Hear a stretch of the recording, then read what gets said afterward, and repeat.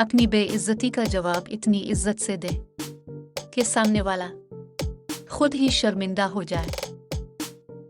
हम जिंदगी में जरूर कामयाब हो सकते हैं अगर हम इन नसीहतों पर अमल कर लें जो हम दूसरों को करते हैं। जिस इंसान पर हमारा सबसे ज्यादा यकीन होता है वही हमें सबसे बड़ा धोखा देता है। तनकीद, तंज और फकरेबाजी से हौसला मत हारो, क्योंकि शोर सिर्फ तमाशाई ही करते हैं, खिलाड़ी नहीं। मुआशरे के बदतरीन लोग वो होते हैं जो कमजोर की गलती पर तो बहुत शोर मचाते हैं, लेकिन ताकतवर की गलती पर मुजरमाना खामोशी इख्तियार करते हैं। खालिक से मांगना सुन्नत है, अगर दे दे तो इसकी रहमत है, ना दे तो हिकमत है। लेकिन मखलूक से मांगना जिल्लत है, अगर दे दे तो इसका एहसान है, और अगर ना दे तो हमेशा के लिए शर्मिंदगी।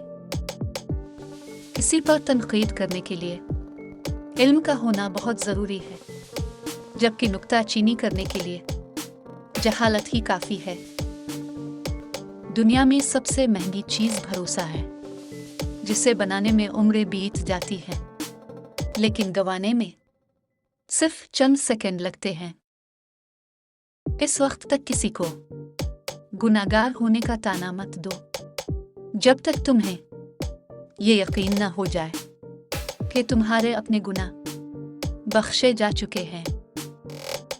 तनकीद से पहले तहकीक, इल्ज़ाम से पहले सबूत और इख्तिलाफ से पहले दलील पेश करना आला किरदार की अलामत है।